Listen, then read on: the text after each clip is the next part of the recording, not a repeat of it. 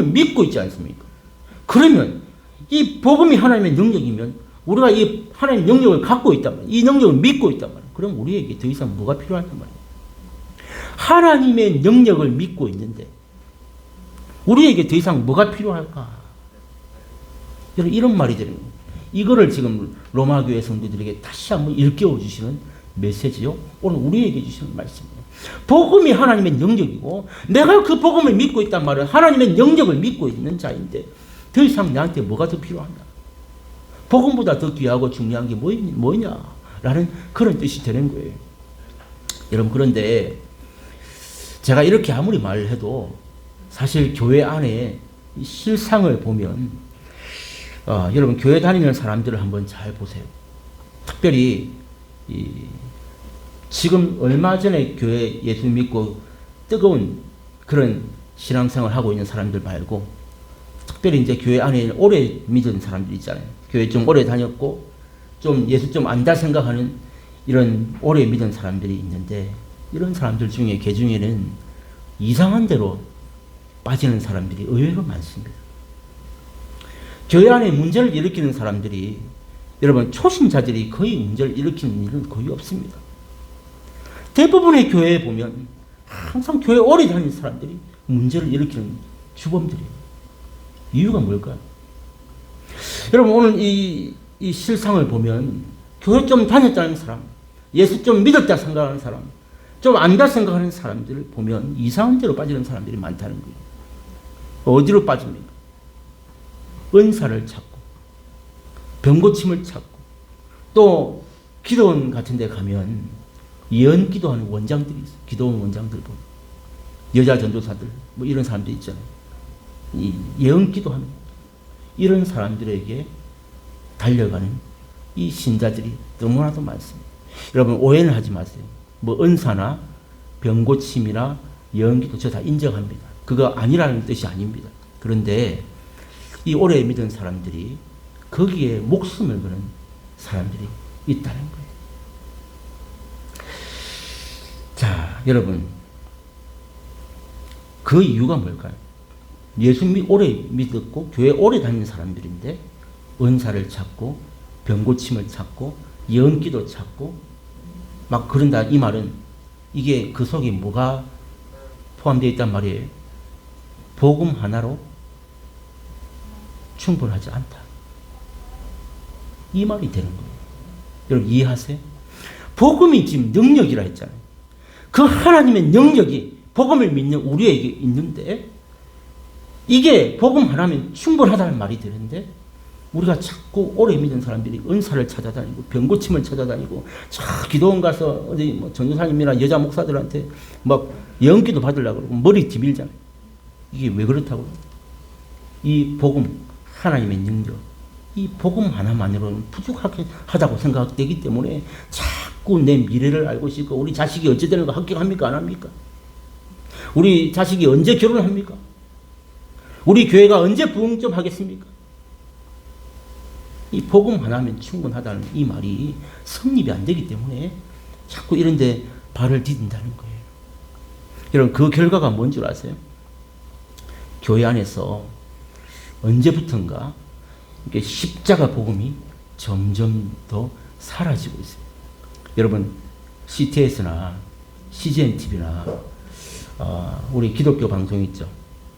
CBS 한번 들어보세요. 큰 교회 목사님들 자주 나오잖아요. 한번 설교를 한번 잘 들어보세요. 이 한국 교회에 언제부턴가 이 십자가 복음이 점점 더 사라지고 있습니다.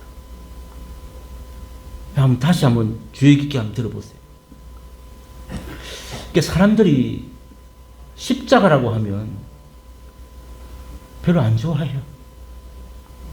이 복음이라고 하면 복음 하면 다 싫어해요. 여러분. 그래서 사람들이 성도들이 뭘 원하냐면 뭔가 새로운 거. 그리고 좀 더 부담이 없는 거. 내 마음이 좀 편한 거. 이런 걸 원해요. 그래서 자꾸 제가 들은 얘기예요. 기성교회 한 100년 된 교회에 제가 잘 아는 목사님이 부임을 했어요. 얼마나 전통이 깊어요. 한국 1세대 교회 아닙니까? 100년 됐으면. 그런 큰 교회에 부임을 했는데 장로들이 몰려와가지고 목사님한테 단도직입적으로 요구를 한대요. 십자가 같은 거, 고난 같은 거, 이런 거 얘기하지 마라. 그럼 뭔 얘기하라 그래요?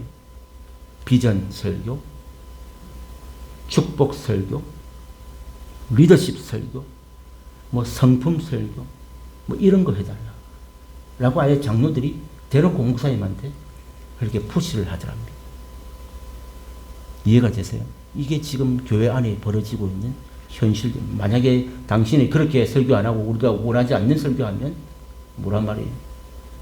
우리랑 같이 할 수 없다. 이런 뜻이 됩니다.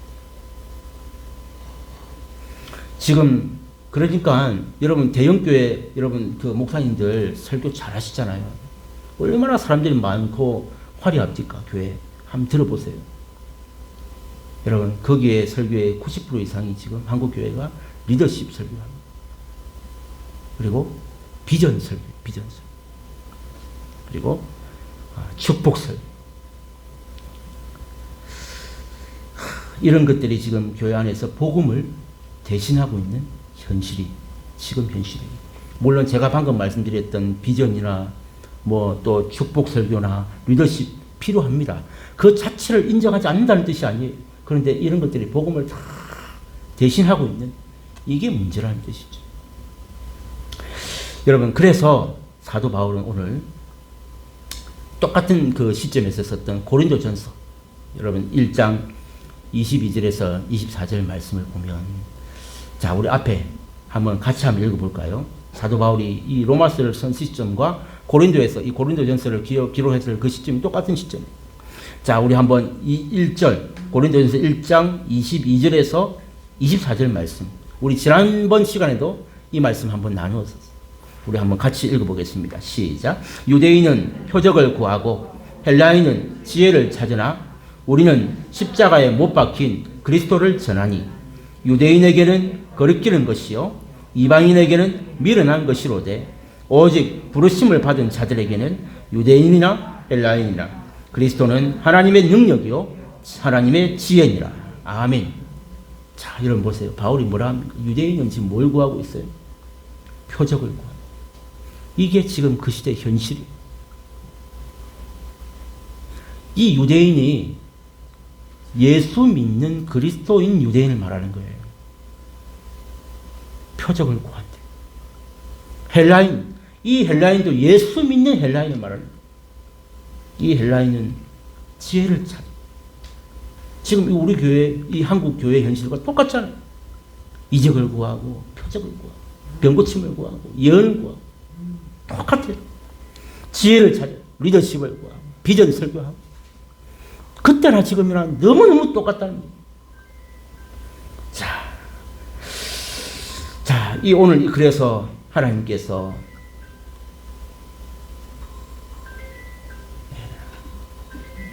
자, 빨리 조정해 주세요. 이 하나님께서 이 바울을 통해서 로마 교회 성도들에게 이 다시 복음을 전하게 하신 이유가 바로 이것이었다라는 거예요. 유대인은 표적을 구하고 있고 헬라인은 지혜를 찾고 있고 도대체 복음은 그 하나님의 능력이라는 건 어디 있냐는 거예요. 없다고요. 그래서 하나님께서 이 바울에게 다시 로마에 가서 이 로마 교회 성도들에게 복음을 전하게 하신 이유였다. 그래서 그리스도, 십자가, 예수, 즉 이 복음이 바로 하나님의 능력이다라는 것을 말씀 그들에게 가르쳐 주기를 다시 한번 깨우쳐 주기를 원하셨다라는 것이죠. 자, 이게 첫 번째 이유였습니다. 자, 그런데 여러분 많은 사람들이 이 복음이 능력이다라는 것은 우리 이미 지식적으로 알고 있습니다. 그런데 왜 우리가 진짜로 이 복음의 능력에 사로잡히지 못할까요? 여러분 왜 그렇다 생각하세요?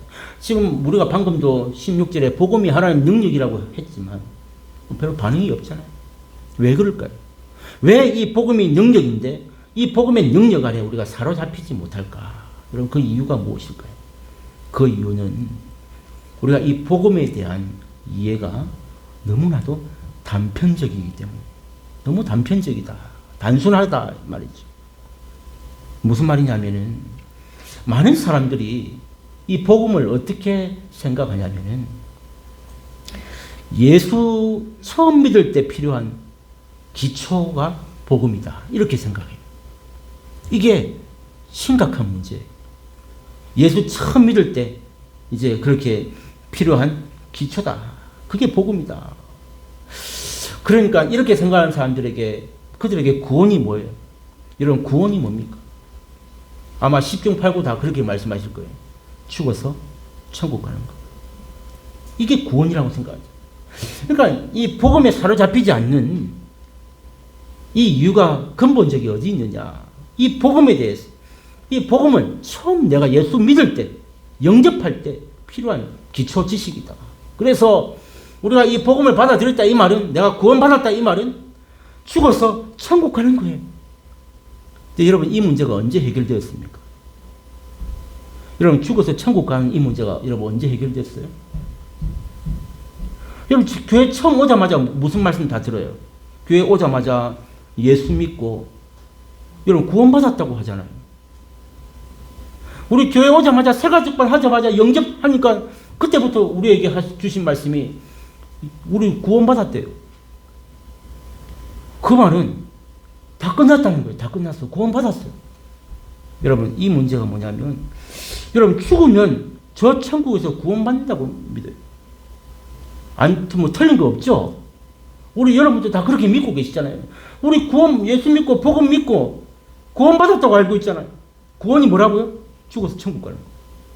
틀린 게 없어요. 그런데 여러분 이런 믿음에는 엄청난 문제가 하나 있어요. 치명적인 문제점이 있다는 거예요. 여기에. 어떤 문제가 있냐면 바로 지금이 없다는 거예요. 지금.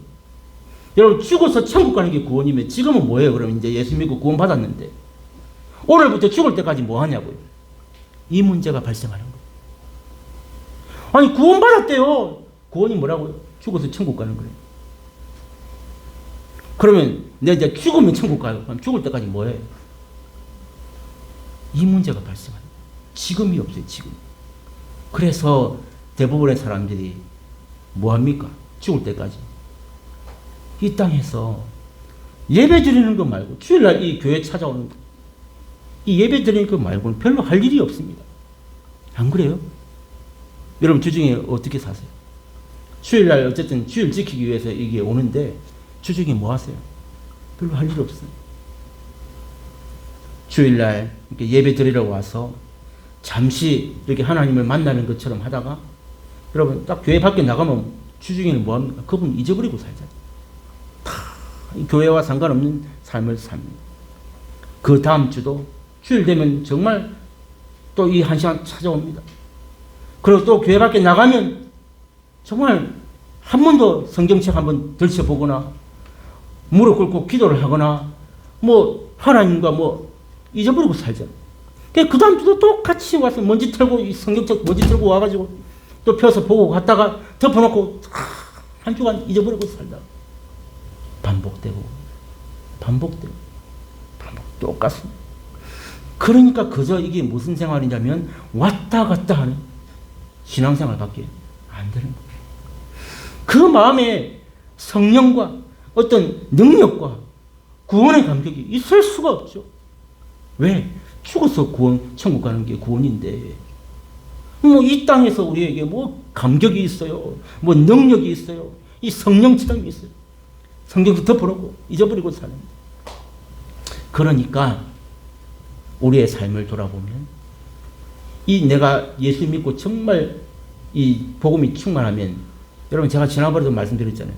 내가 오늘 어느 집에 가가지고 야 우연히 들어간 물건에 어느 음식점에 무슨 파스타가 이렇게 맛있냔 말이지. 가격도 싸고 집도 허름한데 세상에 먹어본 파스타가 이 양산에 어디를 가도 손색이 없는 최고의 맛집이었어요. 여러분 그러면 그 누구한테 얘기하겠어요? 여러분 가족에게 먼저 얘기하겠죠. 엄마 아빠 야 누구야 그 파스타 맛있더라 가보자. 여러분 이게 사람이에요. 맛있는 맛집을 하나 발견해도 옆 사람에게 말하고 싶은 게 이게 사람의 심이란 말이에요. 그런데 내가 이 복음을 받고 구원을 받고 놀라운 이 은혜를 받았다 하는 사람들이 한 주간 동안 말씀 덮어놓고 아무런 이 누구한테 이 복음 얘기를 들어봤나? 이 천국이 구원이 뭔지 아나? 한마디 할 수 없는. 그러니까 이 복음의 감격이 없다 보니까 여러분 한 주간 살면서도 전도도 못하고 우리 삶에도 아무런 변화가 없다라는 거. 자, 이 문제를 고스란히 보게 된다는 것이죠. 이게 어느 한 사람의 문제가 아니고 우리 전부 다의 문제예요. 이게 지금 로마 교회 안에 있는 문제였단 말이에요. 이걸 지금 하나님을 이 바울을 통해서 우리에게 보기를 원하고 계신 거예요. 여러분 그런데 오늘 분명히 제가 말씀을 드립니다. 이 성경이 말하는 구원. 여러분 오늘 이 바울이 16절에 뭐라고 말합니까? 이 복음은 하나님의 능력이다 라고 했죠. 어떤 능력이라고요? 구원을 주시는 하나님의 능력. 그럼 구원이 뭐냐? 여러분 이 문제를 분명히 아셔야 돼요. 죽어서 천국 가는 것도 구원입니다. 그런데 이 성경이 말하는 이 구원은 죽어서 천국만 가는 구원만 말하는 게 아니란 말이에요. 다른 게 또 있다. 뭐냐? 정말 이 죽어서 천국만 가는 구원이라고 생각하고 믿으면 우리 너무 어리석은 자고 불쌍한 자. 그게 틀렸다는 건 아닙니다. 궁극적으로는 천국 가니까. 그런데 이거 반쪽짜리밖에 안 돼요. 제가 예를 하나 들어볼게요. 여러분 옛날에 어떤 외동 아들, 집에 아들 하나밖에 없는 집이 있었는데 그 할머니가 그 어머니가 아들 하나밖에 없이 이제 참 금이야 오기야 잘 키웠는데 이 아들이 결혼을 해가지고 참 미국에 이민을 가게 됐어요. 그래서 이 나이 많은 어머니가 혼자 이 한국 땅에 이렇게 남겨지게 되었습니다. 아들 보내놓고 얼마나 쓸쓸했겠습니까? 그러면 미국 간 그 아들이 결혼해서 미국 갔는데 어떻게 해야 되겠습니까? 그러면 한국에 계신 어머니에게 매달 쓸 만큼 충분한 그 여비도 보내드려야 되고 잘 계신지 이렇게 연락도 해야 되고 이 미국에 있지만 어머니 잘 계신지 늘 관리하고 돌봐줘야 되지 않습니까? 그런데 이 아들이 이 한국 땅에 엄마 혼자 계신 줄 알면서도 미국 가서 돈을 안 보내주는 거예요. 나이 많은 어머니가 이제 참 아무 일도 못하고 집에 계신데 돈 한 푼 안 보내주는 거예요. 그래서 그 엄마가 말로 다 할 수 없는 궁핍한 생활을 했다 그래요. 정말 극빈자처럼 돈이 없어가지고 그렇게 어렵게 생활을 이어갔다 그럽니다. 그래서 그 어머니 주변 사람들이 있잖아요. 경로당에도 가고 뭐 만나는 사람들이 있을 거 아닙니까? 그 어머니 친구들과 주변 사람들이 뭐라 그랬냐면 그 아들을 불효자식이라고 미국 가가지고 저끼리만 잘 살고 그 부모에게는 돈 한 푼 안 보내는 불효자식이라고 그렇게 막 욕을 했다 그래요. 아 여러분 진짜 그런 말 듣기 충분하지 않습니까? 그런데 여러분 나중에 알고 보니까 그 사이에 무슨 일이 있었냐면 이 아들은 매달 그 어머니한테 정성스러운 편지를 글로 편지와 함께 어머니가 한 달 내도록 넉넉히 쓸 수 있는 충분한 돈을 이렇게 수표로 그 편지 봉투에 다 넣어가지고 수표로 어머니에게 매달 이렇게 편지로 보내드렸대. 그런데 문제가 뭐였어요? 이 엄마가 이 시골 할머니가 돼가지고 수표의 가치를 몰랐던 거예요. 우리 10,000원짜리, 1,000원짜리, 50,000원짜리는 아는데 수표에 동그라미가 아무리 많이 쳐있어도 이런 돈을 본 게 없어요. 본 적이. 그래서 이 수표가 어디에 쓰는 건지 알 수가 없는 거예요. 그래서 이 수표의 가치를 모르는 어머니가 아들이 보내준 그 편지는 얼마나 귀합니까? 그죠? 미국에서 한 매달 차가운 편지를 쌓아놓듯이 그 편지 봉투 안에 그 수표는 그대로 매달 수표가 그 안에 그대로 쌓였던 거예요. 이 한국 땅에서 한 달 이 할머니 혼자서 쓰기에 쓰고도 남는 많은 돈을 보냈지만 이 수표의 가치를 모르는 어머니는 그냥 쌓아놓기만 했다라는 사실. 여러분, 이게 바로 이 복음이 능력이라고 했잖아요. 구원을 주시는 능력이 있는데, 근데 이 구원이 죽어서 천국 가는 줄만 아는 그 구원으로만 알고 있는 모습과 지금 이 어머니가 수표를 차곡차곡 쌓는 이 모습이 너무나도 딱 그 모습과 같다. 이런 뜻이 되는 것입니다. 사랑하는 성도 여러분, 이 구원은 우리가 죽어서 천국 갈 때 그때만 사용하려고 서랍 속에 딱 이렇게 넣어놓은 그런 천국행 티켓 같은 그런 게 아닙니다. 여러분, 구원이 뭡니까? 이 16절에서 말하는 이 구원은 죽어서 천국 가는 건 물론이고 이 땅에서도 살아계신 하나님을 체험하고 그 능력을 경험하고 체험하는 이것을 구원이라고 한다. 구원. 이것을 말씀하는 거예요. 그래서 우리 어려움에서 이 성도가 어려움 당할 때 주님이 그냥 계십니까? 아까 우리 집사님 기도하실 때 하나님과 동행하게 해달라고. 이게 구원이에요. 너희는 가만히 있어 주가 하나님 대말지어다. 우리 이 찬양 아시잖아요.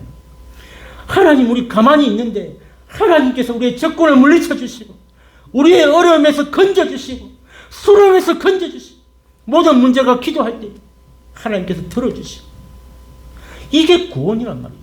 죽어서 천국 가는 것도 구원이지만 우리의 어려운 문제들, 고통들, 상처들, 아픔들을 주님 앞에 아뢰을 때에 주님이 그것을 해결해 주시고 나와 함께 해주시고 위로해 주시고 건져주시고 보호해 주시고 우리의 삶을 친히 인도해 주시는 이 모든 손길들이 하나님의 구원이다. 이걸 능력이다.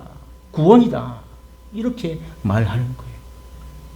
여러분, 그래서 이 로마교회 성도들은 지금 예수 믿은 지 25년, 30년이 돼가는데 죽어서 천국 가는 구원으로만 알고 저 책상 서랍 안에 천국행 티켓처럼 넣어놓고 이 복음의 능력됨을 모르고 있어요.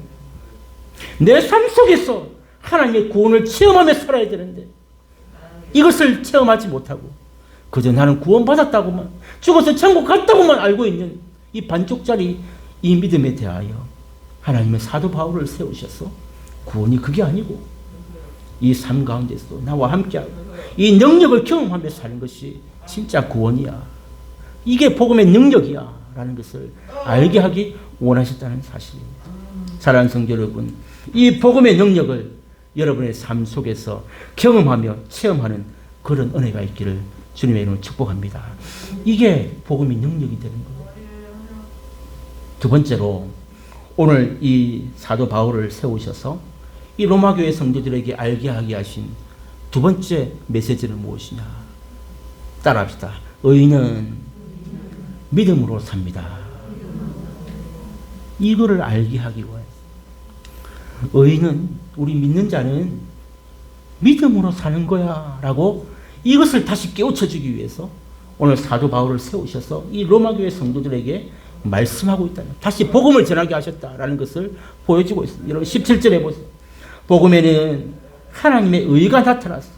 믿음으로 믿음에 이르게 하나니 기록된 바 오직 의인은 믿음으로 말미암아 살리라 함과 같으니라. 이렇게 말씀하고 있지 않습니까? 여러분, 그러니까 오직 의인은 무엇으로 산다고요? 믿음으로 산다라고 말씀합니다. 여러분, 이게 앞에 16절에서 구원과 마찬가지로 여러분, 이 믿음도 참 단어가 어렵습니다. 여러분, 우리가 무엇으로 구원을 얻습니까? 우리가 어떻게 무엇으로 구원을 얻어요? 믿음으로 구원을 얻잖아요. 믿음으로 구원을 얻잖아요. 그런데 이 믿음을 우리가 구원받으려고 딱 한 번만 사용하느냐? 로마교회 성도들은 그렇게 알고 있다. 여러분, 우리 구원받기 위해서 믿음으로 구원받는다 했잖아요. 근데 그때만 믿음이냐? 그게 아니라는 말이에요. 오늘 이 본문에서 믿음으로 믿음에 이르게 하나니, 복음에는요 하나님의 의가 나타나가지고 믿음으로 믿음에 이르게 한대요. 근데 이게 무슨 말인지 잘 모르겠어요. 믿음으로 믿음에 이르게 한대요.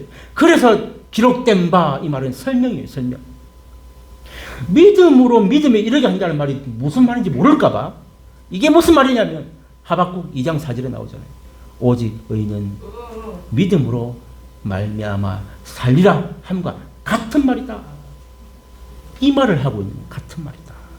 믿음으로 믿음에 이르게 한다는 말은 의인은 믿음으로 산다 이 말이다 라고 가르쳐주고 있다는 말씀입니다.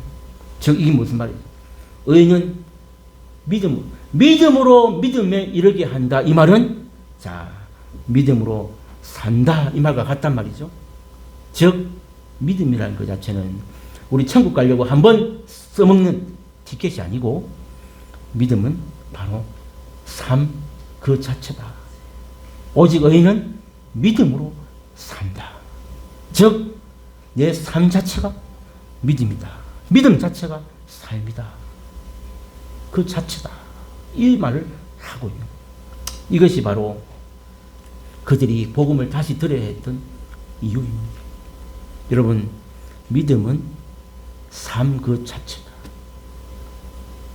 내 삶이 바로 믿음이다. 이것을 하나님은 알기를 원하시다는 것이죠. 여러분 오늘날 그래서 믿지 않는 사람은 물론이고 믿는 우리에게도 꼭 필요한 것이 바로 이 복음이다라는 사실입니다. 왜냐하면 오늘 이 17절에 중요한 하나의 메시지가 들어있어요. 이 복음 안에는 뭐가 있다 그래요? 하나님의 의가 있다. 하나님의 의가 나타났다라고 설명합니다. 이 의가 뭡니까? 바로 십자가에서 이루신 그 의를 말합니다. 복음에는 하나님의 의, 즉 십자가에서 이루신 그 의가 나타났다. 여러분 이 의는 우리 인간이 자기 힘으로 노력하다가 실패하는 그런 불완전한 노력이나 행위가 아닙니다. 여러분 이 의는 내가 어떻게 잘해보려고 노력하는데 안 돼가지고 사람들 앞에서 어쩔 수 없이 제가 목사잖아요. 그래서 저는 아닌데 그런 것처럼 제가 아무 문제 없는 것처럼 위선적으로 이런 포장하는 모습과는 다른 의다. 그런 부족한 이런 불완전한 그런 모습이 아니잖아요. 그럼 이 의는 뭐냐? 우리 인간의 이 모든 죄와 더러움과 그 수치와 부끄러움 이 모든 것들을 복음이신 우리 예수 그리스도께서 십자가에서 친히 피 흘려 이루어 주신 그 의. 우리는 죄인이고 더럽고 추하고 부끄럽고 수치스럽고 우리 모습으로는 절대 천국에 갈 수 없는 정말 불쌍한 영혼들인데 이 십자가에 이루신 그 의로 말미암아 우리를 깨끗게 하시고 정결케 하시고 의롭게 하시고 그래서 믿음으로 의롭게 되게 하신 이 놀라운 그 완전하신 그 의가 바로 이 복음 안에 있다. 즉 이 복음 안에는 이 하나님의 완전하신 의가 나타나 있다. 그래서 이 의로 말미암아 믿음으로 믿음에 이르게 한다라고 하는 놀라운 말씀이 이 속에 포함되어 있는 메시지라는 거예요. 여러분 그래서 우리는 이 복음의 그 의로 말미암아 하나님의 의로 말미암아 우리가 구원을 얻게 된 거예요. 우리 스스로는 죄인된 우리는 절대로 구원받을 수 없고 하나님 앞에 갈 수가 없는데 그 의로 말미암아 우리를 죄 없다 하시고 깨끗하다 정결하다라고 우리를 구원 주셨어요. 그래서 그 십자가를 믿음으로 구원받았고 여러분 근데 아까도 말씀드렸지만 그 구원받은 게 끝이 아닙니다. 믿음으로 믿음에 이르게 하나니 그랬죠. 믿음으로 그 믿음으로 구원받은 것뿐만 아니라 믿음으로 믿음에 이르게 한다. 이게 무슨 말이지? 그러니까 믿음으로 산다는 말과 같다. 즉 우리가 믿음으로 날마다 더 믿음에 이르게 되는데 그게 뭐냐? 우리가 이 하나님의 의로 말미암아 믿음을 가졌을 때 그 믿음으로 말미암아 하나님의 사랑과 하나님의 그 은혜와 하나님의 그 생명과 더 깊은 교제를 나누고 또한 날마다 믿음 안에서 성령님과 교제를 나누고 하나님의 음성을 듣고 점점 더 주님과 동행하며 주님과 가까이 할 때에 더 주님을 닮아가는 이 믿음에 이르게 된다라는 것. 이거를 한마디로 설명하면 성화라고 해요. 성화. 다른 말로 변화다. 믿음으로 믿음에 이르게 한다는 말이 성화, 변화를 말하는 거예요. 이것이 복음이고 바로 성도의 삶입니다. 그래서 여러분, 믿음으로 믿음에 이르게 한다. 즉 성도는, 오직 의인은 믿음으로 산다. 이 말이 처음부터 끝까지 똑같은 모습이 아니라 이 믿음이 우리 속에 들어가면 우리는 날마다 주님을 닮아가 변화되어가 성화되어가 성숙되어가는 이것이 성도의 삶이라는 것을 깨닫게 하기 위해서 오늘 사도 바울은 로마에 있는 성도들에게 다시 이 복음이 필요했다라는 것을 강조하고 있다라는 사실이죠. 오늘 말씀을 다 드렸습니다. 사랑하는 성도 여러분, 그래서 이 복음이라는 것이 우리 성도의 삶을 바꾸는 거예요. 여러분, 우리가 복음을 받았잖아요. 복음이 우리 속에 역사하잖아요. 그러면 우리는 당연히 바뀌어져야 돼요. 하나님의 의가, 그 완전하신 의가 우리 안에 들어왔는데 어떻게 우리가 안 달라질 수가 있어요? 죄투성, 수치와 더러움과 온갖 구조물이 다 들어있는 우리에게 하나님의 그 완전하신 의가 부어졌는데 우리가 어떻게 가만히 있냐고. 여러분, 우리의 신분이 바뀌었어요. 이 복음의 의가 우리에게 들어왔을 때 우리는 죄인에서 의인 되었어요. 죽음에서 생명, 그리고 이 땅에서 천국. 우리가 바뀐 게 한두 개가 아니잖아요. 정말 우리가 살다 죽으면 끝인 인생인데 죽음에서 생명, 죄인에서 의인으로, 이 땅에서 천국으로 우리의 이 신분이 이렇게 바뀌어 어떻게 우리의 삶이 안 바뀔 수가 있나요? 이 복음을 받아들였는데 어떻게 우리 이 땅의 삶이 10년 전이나 지금이나 똑같단 말이에요. 그래서 지금 이 사도 바울이 로마에 가서 그 로마 교회 성도들에게 25년 전에 믿은 너 예수가 어떻게 지금 이 삶에서 하나도 안 바뀌었냐? 하나님의 의가 우리에게 들어왔네. 그 생명이 들어왔네. 내가 죄인에서 의인 되었는데 어떻게 하나도 안 바뀌었냐? 그래서 그 로마 교회 성도들에게 가서 복음은 바로 믿음으로 사는 거야. 하나님의 의가 들어오면 믿음으로 믿음에 이르게 한다. 성도의 삶은 바로 이 믿음의 삶이야 라는 것을 가르쳐주고 있다는 것이죠. 여러분, 그래서 이 복음의 능력이 우리에게 들어오면 이게 얼마나 강력하냐면 예를 들어 보면 여러분, 철로 역정을 쓴 작가 아시죠? 철로 역정. 존 번연이라고 아시지 않아요? 여러분, 이 철로 역정은 세계적인 베스트셀러입니다. 그리고 프로의 명작이라는 거 우리 다 압니다. 대부분 사람들이 많이 읽어보았다.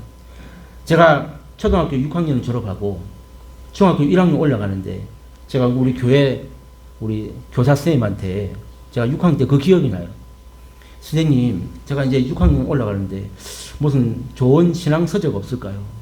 물었더니 그 선생님이 저한테 딱 책 한 권을 추천해 주셨는데 철로 역정을 한번 읽어봐라 그러더라고요. 철로 역정이라는 말 자체도 어려운데 집에 가니까 또 이 책이 있는 거예요. 우리 아버지 책이. 근데 옛날 책은 여러분 아시지만 중간중간에 한자가 있어요. 요즘은 다 한글로 나오지만 가로해갖고 한자가 나오는데 그때는 아예 그냥 한자로 그냥 박아놓는 책들. 그 철로 역정이 아버지 책인데도 오래된 책이에요. 그러다 보니까 저는 철로 역정하면 제 힘으로는 절대 읽을 수 없는 부담스러운 책이에요. 그래서 제가 그거를 대학 졸업하고 읽었어요. 철로 역정. 그래서 제가 얼마 전에 한 몇 년 전에는 새로 쓴 철로 역정이라는 책이 또 있어요. 그래서 또 사가지고 또 새로운 버전의 철로 역정을 또 한 번 읽은 적이 있습니다. 여러분, 명작입니다. 여러분, 그런데 이 철로 역정을 쓴 이 존 번연이라는 사람은요, 너무 가난했어요, 집이. 그래가지고 초등학교를 제대로 못 다녔습니다. 그러니까 학교 교육을 못 받고 이렇게 불량배들하고 돌아다니고 이 안 좋은 일 하다가 감옥에 가서 참 불쌍한 인생이 돼요. 감옥에 살다가 왔다 갔다 하면서 그렇게 참 절망할 수밖에 없는 인생이 이 복음을 듣게 돼요. 이 복음의 메시지를 듣고 자기의 죄를 알고 주님을 만났어요. 그렇게 쓴 그 과정이 철로 역정입니다. 한번 보세요. 여러 가지 문이 있거든요. 그 문을 통과할 때마다 변화되어 가고 바뀌어가는 하나님을 알아가는 과정이 철로 역정이라는 책인데, 그가 주님을 알아가는 단계를 잘 표현해놨어요. 하나님의 사랑을 이렇게 참 이렇게 쓰임 받은 인물이 있는가 하면, 여러분 우리나라 예를 들면 초창기 1세대 때 우리 한국 교회에 가장 뜨거웠던 그 지역이 평양이거든요. 한국의 예루살렘이라 그랬습니다. 평양을 들어보셨죠? 그런데 이 평양 시내를 그 당시에 휘젓고 다녔던 깡패 두목이 있었어요. 그 사람 이름이 뭐냐면 김익두라는 사람, 김익두라는 깡패 두목이 있어요. 그래서 그 장날에 김익두가 그 장날에 뜰딱하면 전부 다 도망가요. 다 죽었어요. 그리고 막 오만 물건이고 뭐 다 빼앗아가고 완전 망난이었어요. 김익두라는 이 깡패 두목이 복음을 듣게 됐어요. 정말 변화된, 제가 시간 관계상 다 말씀을 드릴 수는 없지만 이 김익두라는 사람이 복음을 받고 신학교에 갔어요. 그래서 평양 신학교를 3회로 졸업을 합니다. 그리고 1회 선배도 있는데 그가 총회장이 됩니다. 그만큼 복음의 역사가 그를 강하게 휘어잡았어요. 그래서 그 시대에 1세대 한국교회 최고의 부흥사가 김익두 목사입니다. 깡패. 근데 그가 얼마나 말씀을 잘 전했는지, 그 말씀을 믿고 얼마나 많은 사람들이 회개하고 주님 앞에 돌아왔는지 대부흥사가 돼요. 그리고 마지막엔 또 예수님을 부인하지 않고 공산당의 총에 총살당하는, 순교를 당하는 그 마지막 순교자가 된 인물. 여러분, 그러니까 사람이 절대로 바꿀 수 없는 그 사람을 누가 바꿨어요? 복음이 바꿨어요. 그 아버지 어머니도 그 아들 마음대로 못했어요. 그런데 복음이 그 김익두를 목사로 만들고 순교자로 만들었다. 이게 복음의 능력이다라는 것이죠. 여러분, 사도 바울이 여러분 이 로마서를 기록한 것이 다메섹에서 그가 처음 예수님을 만난 이후에 이미 수십 년이 지난 시점이었습니다. 그런데 오늘도 보세요. 이 사도 바울 안에 있는 이 복음의 열정은 전혀 식지 않았어요.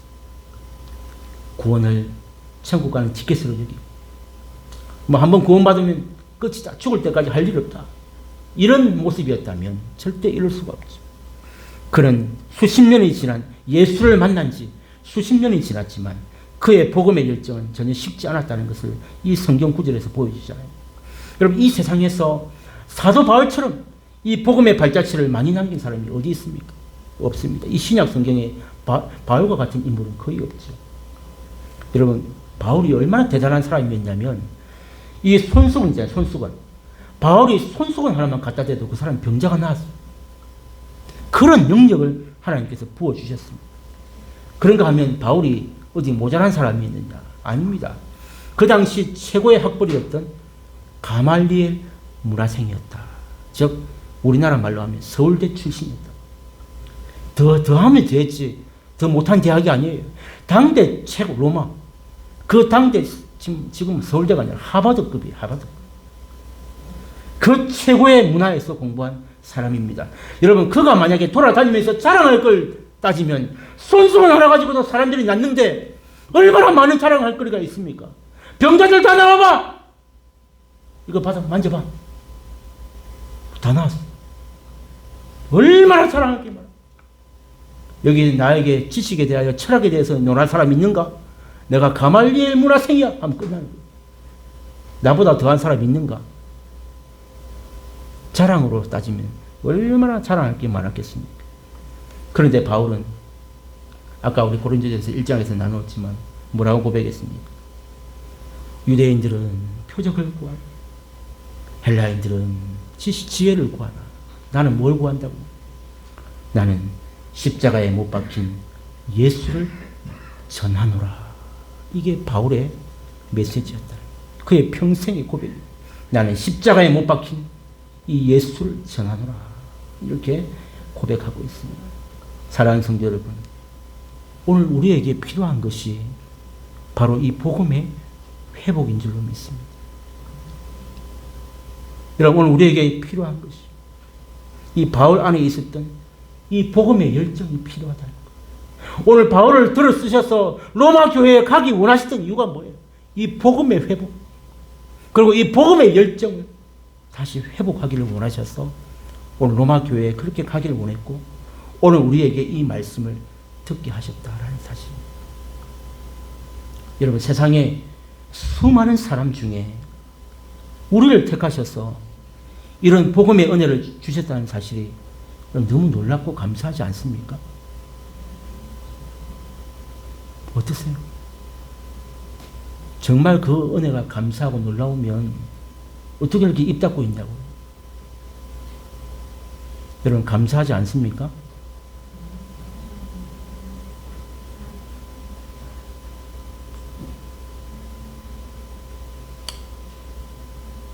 여러분,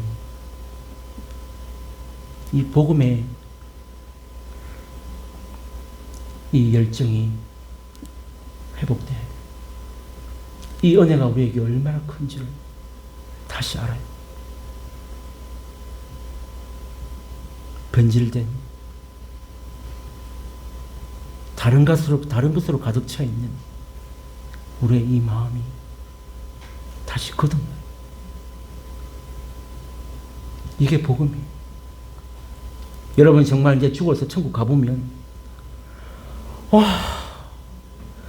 정말 하나님이 나에게 주신 이 구원이라는 게 이런 거였어? 그때 이제 가면 우리는 구원받았지만 늦잖아요. 내가 이 구원이 이렇게 좋은 줄 알았다면, 내가 내 가족과 내 이웃들, 내 사랑하는 사람들에게 내가 진짜 목숨을 걸고서라도 내가 증거했을 것을, 내가 구원이 이렇게 좋아한 줄 모르고 살았네. 아마 여러분 천국 가셔야 이제 이게 뭔 일인지 그때 깨달으실 거예요. 그 많고 많은 사람 중에 참 변변치 않은 우리를 택하셔서 이 복음의 은혜를 주셨다는 사실, 이게 얼마나 감사한 일인지 주님 앞에 가면 아마 눈물을 흘려도 끝이 없을 거예요. 사랑하는 성도 여러분, 이 로마서를 통하여서 이 복음의 강력한 이 능력을 경험하고, 이 복음, 사도 바울이 정말 죽을 때까지 나는 예수를 전한다, 십자가에 못 박히신 이 예수를 전하노라 라고 고백하고 살았던 이 바울의 복음의 열정. 여러분, 이 로마서를 공부하는 동안에 우리에게 이 복음이 회복되고 이 열정이 회복되는 은혜가 우리 모두에게 부어지기를 주님의 이름으로 축복합니다. 우리 주신 말씀 생각하면서